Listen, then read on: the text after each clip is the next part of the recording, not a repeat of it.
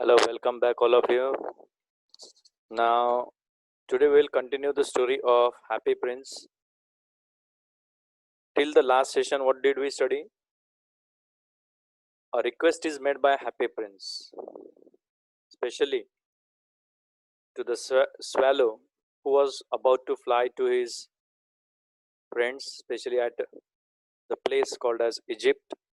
Egypt में उड़ के जाने की तैयारी में था, लेकिन तीसरे दिन भी रुका लिया उसको. On the third day also, तीसरा दिन है उसका. एक बार रिव्यू कर लेते हैं. On the first day, especially for the woman who was sieving the different type of the flowers on the satin gown for the queen, उसके लिए रोकना पड़ा और उसे जाकर टिल्ट में से रूबी दिलाया. Then second is a man, especially what is he doing here? The man is not having the proper food to eat,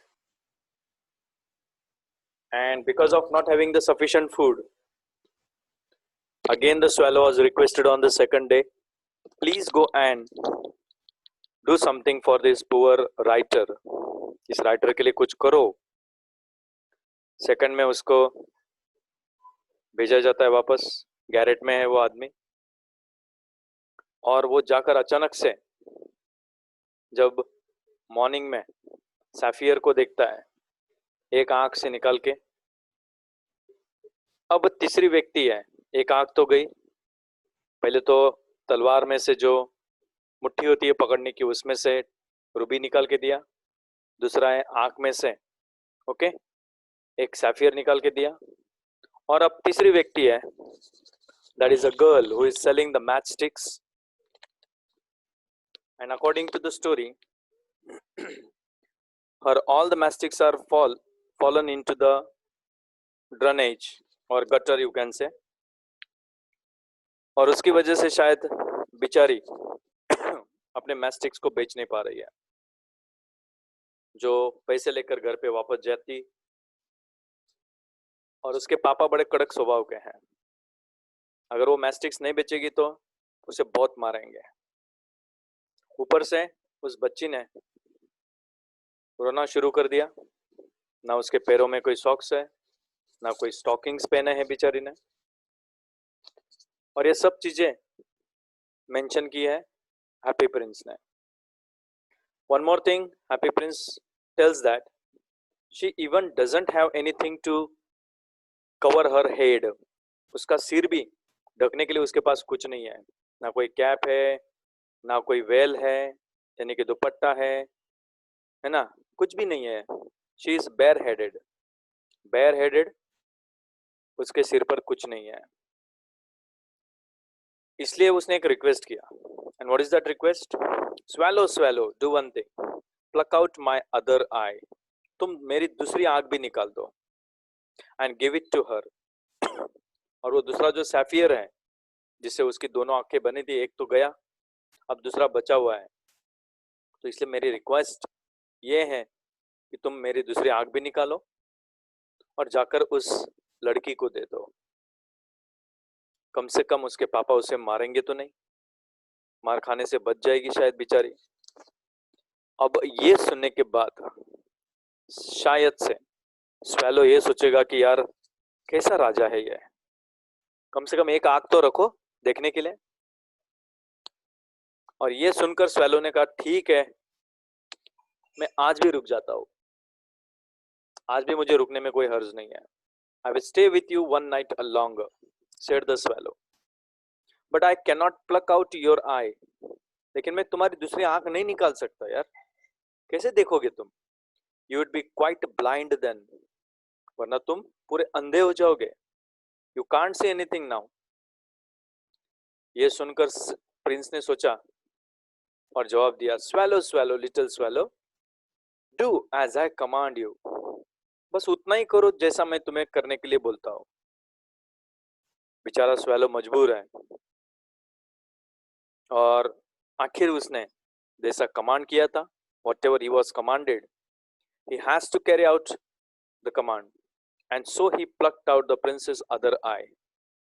और इसलिए उसने प्रिंस का दूसरी आंख जो सैफियर का बना हुआ है, दूसरी आंख जो थी वो भी निकाल दी, प्लक कर दी, and darted down with it. और फिर एंटर होना शुरू किया, उस लड़की की तरफ, नीचे की तरफ उड़ता हुआ चला गया. He swooped past the magical, swooped, SWOOPED, to move very smoothly nearby someone. किसी के पास से एकदम हल्के से उड़ते हुए जाना. Okay, actually swoop actually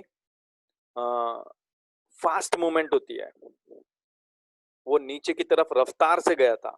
exact meaning swooping का टू मूव फास्टर, और फास्ट एकदम मैजिकल के पास से वो स्लो नहीं लिखना है, फास्ट ही लिखना.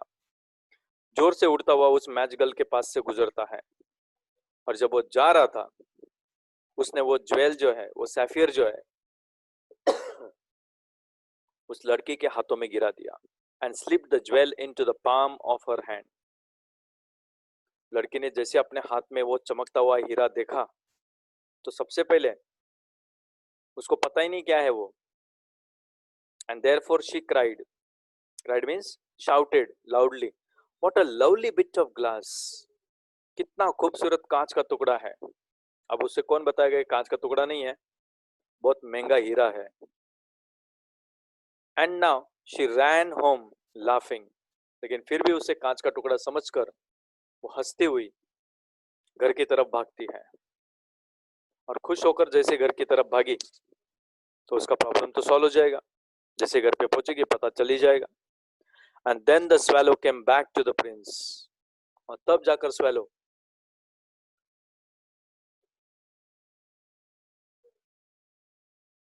वापस उड़ता हुआ प्रिंस के पास आता है. अब जैसे वापस आता है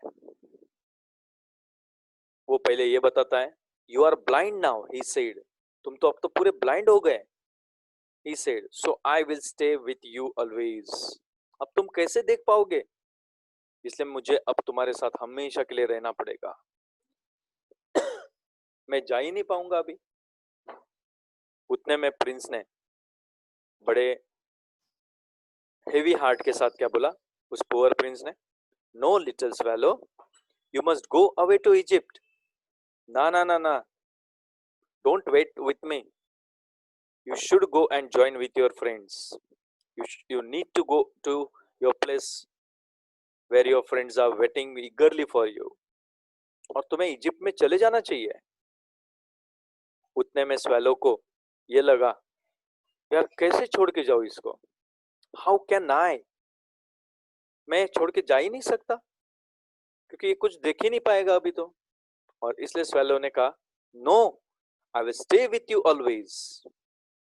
मैं तुम्हारे साथ हमेशा रुकूंगा अभी इधर. And he slept at the prince's feet. और तुरंत वो, ओके, स्लीप SLEEP का मीनिंग टू मूव फास्टर. तुरंत वो बातें बोल के प्रिंस के फीट के पास में जाकर बैठ गया. अब उसने दूसरे दिन उड़कर जाने के बजाय कहां पर बैठना ठीक समझा, प्रिंस के शोल्डर पर. All the next day he sat on the princess shoulder. दूसरे दिन वो प्रिंस के शोल्डर पर ही बैठा रहा. And told him stories of what he had seen in the strange lands. और उसने अब बताना शुरू किया, तुम्हें पता है प्रिंस, मैं जब यहां से उड़कर इन तीनों को मदद करने गया था तो मैंने बड़े स्ट्रेंज प्रकार के लोगों को देखा. यहाँ पे स्ट्रेंज हिस्से देखे जमीन के, बड़े स्ट्रेंज लैंड्स के हिस्से देखे जहां पर लोग पता नहीं कैसे कैसे रहते हैं. ये सुनकर प्रिंस बोलता है, dear little swallow, said the prince, you tell me of marvellous things. तुम मुझे ये दुख भरी कहानी मत सुनाओ. हो सके तो तुम मुझे कुछ अच्छी अच्छी बातें बताओ जिससे सुनकर मुझे अच्छा लगे. Something wonderful, that is called as marvellous. You tell me of marvellous things, क्योंकि ये खराब चीजें सुनकर मुझे बहुत दया आती है. और ऐसी मार्वलस कि जो कैसी लगे, but more marvellous than anything is the suffering of main and women. और वो अच्छी कहानियां सुनाओ जिसमें तुम्हें ये नहीं बताना है कि मेरे कंट्री के लोग, मेन और वुमेन, किसी प्रॉब्लम में भुगत रहे हो या सफरिंग बैडली। वो चीजें उसमें मत बताओ, मुझे अच्छी बातें बताओ। There is no mystery so great as misery. बहुत बड़ी बात कह दी। देर इज नो मिस्ट्री, इतनी रहस्यमय चीज दुनिया में दूसरी कोई और हो ही नहीं सकती जितनी मिजरी होती है। Misery means hardships, hard work, hard efforts, कड़ी मेहनत। और जितनी मिजरी ग्रेट होती है ना, उससे बढ़कर कोई दूसरी मिस्ट्री हो ही नहीं सकती। इसलिए तुम मिजरी की बातें मुझे नहीं बताना। फ्लाई ओवर माई सिटी, तुम एक काम करो, you just take a round about my city. मेरे शहर के आसपास में एक बार उड़ान भर के देख कर आओ, little swallow, and tell me what you see there. और जाकर एक बार देखो कि तुम्हें वहां पर क्या क्या दिखता है। कुछ अच्छी बातें देख कर आओ और मुझे बताओ क्या अच्छा दिखा तुम्हें। और जैसे ही प्रिंस ने कमांड किया था, बेचारे को तो एक्सेप्ट करना ही पड़ेगा। So the swallow flew over the great city. अब स्वेलो निकल पड़ा उस बड़े शहर को देखने के लिए। And saw the rich making merry in their beautiful houses. और सबसे पहले उसने पता है क्या देखा? He saw the rich making merry in their beautiful houses. उसने देखा कि बहुत खूबसूरत तरीके से, बड़े अमीर तरीके से बोल सकते हैं, उनके खूबसूरत घरों में खूबसूरत तरीके से, बड़े खुशी से, merry means making merry means they are celebrating the Christmas now. सबके सब क्रिसमस मना रहे थे और खूबसूरत तरीके से घरों को सजाया हुआ था। लेकिन दूसरी तरफ उसने क्या देखा, ये भी बहुत जरूरी है। While the beggars were sitting at the gates, बड़े बड़े लोगों के बड़े बड़े घरों के अंदर बड़े बड़े तरीके से खूबसूरत घर सजाए हुए थे, और उनके घरों के गेट्स के पास सभी बेगर्स बेचारे इंतजार कर रहे थे कि कोई उनके घर के मालिक, जो घर के बाहर वो खड़े थे या बैठे थे, इंतजार कर रहे थे ताकि उन्हें कुछ खाने को मिल जाए। शायद आज क्रिसमस है, कोई ना कोई उन्हें खाने के लिए दे ही देगा। जब उसने बेगर्स की लाइन देखी जो गेट्स के पास बैठे हुए इंतजार कर रहे हैं, he flew into dark lanes। अचानक से वो ऐसा ग्लूमी एनवायरमेंट जो होता है, या डार्क एनवायरमेंट जो होता है, अंधेरा छाया होता है, ऐसे गलियों में से उड़ना शुरू किया। So he flew into the dark lanes. और वहां पर देखो उसको क्या दिखा, and saw the white faces of starving children. उसने एकदम मासूम चेहरे देखे, व्हाइट फेसेस देखे। और ऐसे व्हाइट फेसेस उन छोटे छोटे बच्चों के देखे जो भूख से मर रहे थे, starving, not having the food to eat, looking out listlessly. और उनके चेहरे पता है कैसे लग रहे थे? जैसे उनके अंदर कोई जिंदगी है ही नहीं, लाइफलेस है वो, without any life, that is called as listlessly. और उनके चेहरे बिल्कुल लिस्टलेसली नजर आ रहे थे, चेहरे व्हाइट और रास्ता काला, लिस्टलेसली एट द ब्लैक स्ट्रीट्स। उन टार के बने हुए रोड्स के ऊपर इन व्हाइट कलर के बच्चों के चेहरे बड़े दयालु जैसे लगे उसे, जो व्हाइट तो दिखते हैं, ब्लैक स्ट्रीट्स पर खड़े हैं, लेकिन भूख से मर रहे हैं, उन्हें खाने के लिए कुछ नहीं है। फिर उसने सोचा मैं एक थोड़ा सा ब्रिज के नीचे इसके हिस्से में जो लोग रहते हैं, ब्रिज के आसपास में घूमते रहते हैं, under the arc way, arc means bend, curve type का शेप होता है, उस आर्क वे के पास में जाकर उसने उड़ान भरी ऑफ अ ब्रिज। ब्रिज के नीचे का हिस्सा होता है ना, आर्क वे, ओके। वहां पर उसने देखा कि दो लड़के हैं, टू लिटिल बॉयज, क्या कर रहे थे? They were lying in each other's arms. ये दोनों बच्चे एक दूसरे के गोदी में जैसे चिपक कर सोए हुए हैं बेचारे, ठंड से कांप रहे थे। To try and keep themselves warm, ताकि वो थोड़ा सा अपने आप को वार्म रख सके। दो छोटे बच्चे उस ब्रिज के कोने में, किसी कोने में एक दूसरे के पास में एकदम चिपक कर, करेक्ट, सोए हुए हैं, सोने का प्रयास कर रहे हैं, ताकि उन्हें थोड़ा सा वार्म जैसा फील हो सके और ठंड से बच सके। वो बच्चे कुछ बोल रहे थे, बच्चों की वो बातें उसने सुन ली, स्वैलो ने सुनी। क्या बोल रहे थे? हाउ हंग्री वी आर, हमें कितनी भूख लगी है यार, क्या खाए हम। दे सेड, सेंटेंस आपका एक्सक्लेमेटरी दिया हुआ है, हाउ हंग्री वी आर। उसे हम असर्टिव में जब बदलेंगे तो एकदम सिंपल है, आप सबको आंसर आना ही चाहिए। We are really very hungry, we are indeed hungry, और we are really very hungry, हम बहुत भूखे हैं। They said, you must not lie here. अचानक से एक वॉचमैन आता है।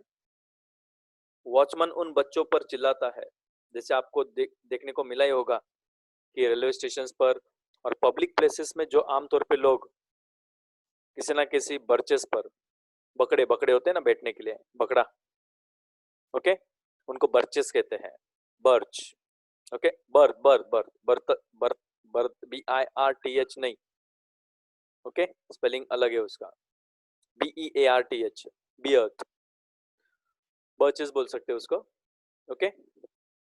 उन पे लेटे रहते हैं या गार्डन में लेटे रहते हैं, किसी कोने में लेटे रहते हैं, तो उन्हें कोई ना कोई उठा ही देता है, वॉचमैन है, पुलिस वाले हैं, क्योंकि उनकी ड्यूटी है वो। और वॉचमैन उन पर चिल्ला रहा था, तुम दोनों इधर सो नहीं सकते, उठो दोनों के दोनों यहां से, you must not lie here. And they wandered out into the rain. उनको वहां से जब उठा दिया तो हल्की सी बर्फ की बारी हो रही थी, बर्फ की बारिश हो रही थी, ओके, यानी कि स्नोफॉल हो रहा था या हल्की बारिश हो रही थी, ऐसा मान के चलिए। बेचारे दोनों वहां से उठा दिए गए, दोनों भटकने लग गए कि जाए तो कहां जाए। और ये देखने के बाद then he flew back and told the prince what he had seen. वापस उड़कर आया, और उड़कर आने के बाद उसने प्रिंस को वो सब कुछ वैसे के वैसे बताया जो उसने देखा। अब प्रिंस से रहा तो नहीं जाएगा। प्रिंस ने कहा, एक काम कर, swallow swallow, do one thing for me. I am completely covered with fine gold. मेरे शरीर पर पेड़ के पत्तों की तरह डिजाइन वाले जो मेरे कपड़े बने हुए हैं, ये सब कुछ प्योर गोल्ड का है, फाइन गोल्ड का है, 24 कैरेट्स गोल्ड का है। सेड द प्रिंस, तुम कम से कम एक काम करो, जो जरूरतमंद है उन्हें ये गोल्ड मेरे शरीर से निकालो और उनमें जाकर बांट दो। You must take it off, तुम इन पत्तों को निकालो मेरे शरीर से, लीफ बाय लीफ, एक एक पत्ता निकालो, and give it to the poor, और ये सब पत्ते एक एक करके उन गरीबों में जाकर बांट दो। The living always think that gold can make them happy. जब कोई इंसान जिंदा रहता है ना, तो उस इंसान को हमेशा यही लगता है कि गोल्ड से उन्हें काफी खुशियां मिलेगी, गोल्ड उनके पास होगा तो उन्हें बहुत खुशी होगी, सोना इकट्ठा करके उन्हें बहुत अच्छा लगेगा, ताकि वो उसे बेच सके और उससे कुछ खा सके, अपनी जिंदगी में कुछ कर सके। और जैसा कमांड किया था, स्वैलो बेचारा सोच में डूब गया। What shell I do now? ये तो अपने पूरे कपड़ों को निकालने की बात कर रहा है, इसको कितनी ठंड लगेगी अगर मैंने इसके एक एक लीफ निकाल दिया, तो ये तो खाली कठपुतला बचेगा। And therefore what he started to do, leaf after leaf of the fine gold the swallow picked off to remove, to extract. उसने एक एक गोल्ड का पत्ता निकालना शुरू किया। Till the happy prince looked quite dull and grey. और तब तक वो पत्ते निकालता गया जब तक हैप्पी प्रिंस पूरी तरह से एकदम डल ना दिखने लग जाए, मिट्टी का दिखने लग गया अभी, जो कभी गोल्ड का शाइन करने वाला रूबी सैफियर्स एकदम चमकदार कठपुतला था, लेकिन अब वो एकदम डल लगने लग गया और एकदम ग्रे जैसा, ग्रे मीन्स यार डल कलर के जैसा बोल सकते हैं आप, not that much good in look, मिट्टी के जैसा दिखने लगा। And leaf after leaf of the fine gold he brought to the poor, और एक एक पत्ता वो उठा उठा कर स्वेलो जो जो गरीब लोग हैं उनमें बांटना शुरू कर दिया, उनके लिए वो उड़कर लेकर गया। और जैसे उसने बच्चों के चेहरे देखे तो उसने ये देखा कि जो बच्चे रो रहे थे, तड़प रहे थे, भूख से मर रहे थे, उनके चेहरे अचानक से रोज, रोजियर, रोजिएस्ट, या रोजी बोलेंगे तो अच्छा रहेगा, रोज की जगह पे पहला वर्ड रोजी, रोजियर, रोजिएस्ट, इसका मतलब गुलाबी जैसा, ओके, यानी कि पिंकिश टाइप के कलर के जैसा, रेड कलर नहीं, यहाँ पर रेड क्यों नहीं बोल रहा हूं मैं, it indicates the happiness of the child. उन बच्चों के चेहरे पर एक खूबसूरत हंसी छा गई। And they laughed and played in the street, और ये गोल्ड के पत्ते मिलने से वो बच्चे अब खेलने लग गए, हंस रहे थे और उन्हें बहुत खुशी हो रही थी। और वो सबके सब अब चिल्लाने लग गए, जिन जिन को पत्ते जाकर दिए थे स्वेलो ने, वी हैव ब्रेड नाउ, अब हमारे पास खाना आ चुका है, गोल्ड आ गया मतलब खाना आ चुका है, वो गोल्ड को बेचेंगे और कुछ खाना तो खा लेंगे। और इस तरह से कुछ जितना हो सकता है उतने दिनों तक उस गोल्ड के आधार पर वो अपना कम से कम पेट भर कर खाना तो खाएंगे। ये सब होने के बाद अब क्या होता है, देन द स्नो केम, अब धीरे धीरे बारिश होने लग गई, स्नोफॉल होने लग गया। And after the snow came the frost, और स्नोफॉल के बाद पूरी तरह से फ्रॉस्ट फैल गया, यानी कि कड़ाके की एकदम सीवियर कोल्ड, फ्रॉस्ट उसको बोलते हैं, सब कुछ जकड़ जाता है, सिकुड़ने लगता है, कॉन्ट्रैक्टेड होने लगता है। और फ्रॉस्ट जैसे ही होता है, फ्रोजिंग, फ्रीजिंग को बोलते हैं, फ्रीज, फ्रीज होना, ओके, उसको फ्रॉस्ट, दूसरा मीनिंग है फॉग छा जाना। लेकिन वो कैसा फॉग है, जो आपके शरीर पर इतनी कड़ाके की ठंड की आपके रोंगटे खड़े हो जाएंगे।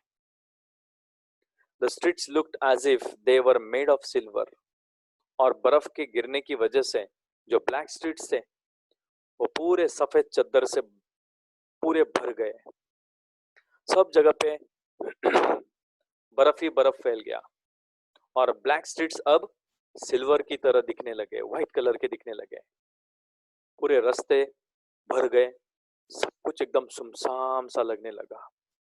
Everybody went about in furs, अब जो भी बाहर निकलता था, फर्स के कपड़े, fur is a kind of a cloth, अपने आप को ढक कर बाहर निकल रहे थे। And the little boys wore scarlet caps, और जो छोटे बच्चे थे उनके माथे पर स्कारलेट कलर की, रेडिश ब्राउन कलर की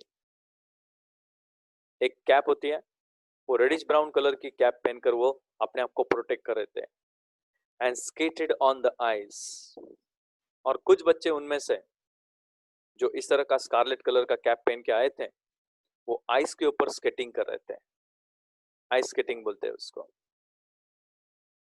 ये सब स्वेलो अपनी आंखों से देख रहा था और बता रहा था, प्रिंस को बताया जा रहा था। The poor little swallow grew colder and colder, लेकिन बेचारा खुद स्वेलो जो है, जिसने इन सबको सब कुछ बांट दिया था, अब वो धीरे धीरे ठंड से कांपने लग गया, उसकी हालत बिगड़ने लग गई। लेकिन बेचारा करे तो क्या करे, what can he do, and therefore he would not leave the Prince, वो इस हालत में प्रिंस को छोड़ के जा नहीं सकता था। He loved him too well, वो इतना प्यार करता था उस प्रिंस से कि उसे छोड़कर जाने की उसकी इच्छा ही नहीं हुई। He picked up crumbs outside the baker's door. He picked up crumbs outside the baker's door when the baker was not looking. क्या करता है swallow अपना खाना खाने के लिए? सीधा किसी बेकरी के बाहर जो बेकर होता है ना, जो अपने सभी चीजों को सजा के रखता है बेचने के लिए, जो टुकड़े होते हैं, पीसेस, उनको क्रम्स कहते हैं। ऐसे क्रम्स के टुकड़े वो उठाकर खाता था। स्वैलो स्वैलो बेकर अपने दुकान के आजू बाजू में जो क्रम्स रखता है, ओके, उसके दरवाजे के बाहर, जब बेकर का ध्यान नहीं होता था, तब स्वैलो अचानक से एक छोटा सा टुकड़ा उठाकर अपना पेट भरता था। And try to keep himself warm by flapping his wings. और स्वैलो अपने आप को वार्म रखने के लिए क्या करता रहता था? अपने विंग्स को जोर जोर से फ्लैपिंग करता है, जोर जोर से उड़ान भरने की कोशिश करता है, जोर जोर से मूव करता है उनको, ताकि उसका शरीर थोड़ा सा वार्म बना रहे, ताकि वो बच सके, उसे कोई तकलीफ ना हो, क्योंकि कड़ाके की ठंड थी बाहर। But at last he knew that he was going to die. लेकिन एक बात निश्चिंत हो गई थी, उसका ये सब कुछ करने से कोई मतलब नहीं था। उसे पता चल गया था कि वो आज नहीं तो कल मरने ही वाला है। इस कड़ाके की ठंड की वजह से वो मर जाएगा। बस उसके पास अब थोड़ी सी ताकत बची थी। कितनी ताकत बची थी? कि वो प्रिंस के शोल्डर पर एक बार वापस उड़कर उसके पास जाकर बैठे और प्रिंस के साथ कुछ बातें कर सके। He had just enough strength to fly up to the prince's shoulder once more. और एक बार उड़कर वो प्रिंस के शोल्डर के पास में जाकर बैठा, शोल्डर के ऊपर बैठा, और प्रिंस के कानों में एक शब्द बोल दिया उसने, गुड बाय डियर प्रिंस, ही मर्मर्ड। हल्की आवाज में उसने प्रिंस को गुड बाय बोला। विल यू लेट मी किस योर हैंड। मरने के पहले स्वैलो की एक बहुत बड़ी इच्छा थी, और वो क्या थी? क्या तुम तुम्हारे हाथों को मुझे एक बार चुमने दोगे? स्वैलो ने रिक्वेस्ट की। इतना महान व्यक्ति जिसने अपने पूरे शरीर के हिस्सों को निकालकर गरीबों में बांट दिया, जो आज खुश हैं, ऐसे महान व्यक्ति के हाथों को चूमना मेरा बड़ा नसीब होगा। और क्या तुम ऐसा मुझे करने दोगे? विल यू लेट मी किस योर हैंड। उतने में लिटिल स्वैलो को जवाब दिया प्रिंस ने, I am glad that you are going to Egypt at last little swallow. Prince को लगा कि शायद ये उड़कर इजिप्ट जा रहा है, इसलिए हाथ को चूमकर निकलने वाला है, और इसलिए उसने पूछा या बताया, मुझे बड़ी खुशी हो रही है कि आखिर तुम अपने दोस्तों को मिलने के लिए इजिप्ट जा ही रहे हो लिटिल स्वैलो। अच्छा लगा मुझे, कम से कम तुमने मेरी मदद तो की, और तुमने मेरे साथ काफी वक्त बिता दिया है, वो भी इधर मेरे इस पुतले के पास में, मेरे शरीर के पास में तुम रुके रहे इतने दिन से। And therefore you have stayed too long here, but you must kiss me on the lips, for I love you. तुम मेरे हाथों को चूमने के बजाय तुम एक काम करो, तुम मेरे होठों को ही एक बार, लिप्स पर ही एक बार चुम लो, क्योंकि मुझे सही में तुमसे बहुत बहुत बहुत लगाव हो गया है, बहुत प्यार करता हूं मैं तुमसे, तुमने मेरी काफी मदद की है। और जैसे ही उसने ये सब बातें बताई प्रिंस ने, तो उतने में स्वैलो ने जवाब दिया, मैं इजिप्ट नहीं जा रहा हूं, it is not to Egypt that I am going, actually मैं अब मरने वाला हूं, थोड़ी देर में मेरी मौत हो जाएगी। I am going to the house of death, मैं भगवान के घर जा रहा हूं, मैं स्वर्ग में पधारने जा रहा हूं, मैं हमेशा के लिए मर जाऊंगा। मैं कोई इजिप्ट नहीं जा रहा हूं, क्योंकि मेरी हालत बहुत खराब हो चुकी है,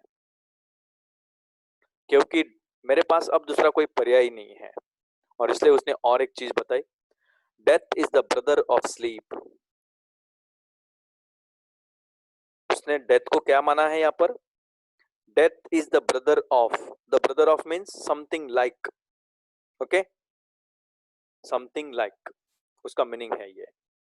So how is death here mentioned by the swallow? Death is the brother of sleep. Death is like a permanent sleep. Death एकलौता पर्याय कि जिसमें आप गहरी नींद में हमेशा के लिए सो जाते हो. Is he not? क्या डेथ ऐसा भाई नहीं है हमारा कि जो हमें गले लगाकर हमेशा के लिए सुला देता है? ही क्यों लिखा है यहाँ पर? ब्रदर मेंशन किया है. Death is the brother. Is he not? Okay. अब आपको क्वेश्चन टैग डालने के लिए जब बोला जाएगा तो ऐसा मत डालना आप. इजंट ही लिखना वहां पे. Isn't he. आप इज ही नॉट मत लिखना. ओके. एंड ही किस the happy Prince on the lips. और जैसे ही प्रिंस की इच्छा थी कि वो होठों को आकर चुम ले, तो स्वैलो उड़ता हुआ गया.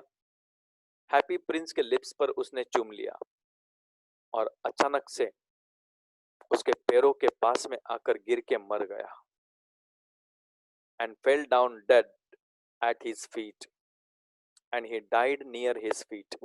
और जैसे वो ऊपर से गिरा, वो जाकर उसके पैरों के पास में गिर के मर के पड़ा हुआ है.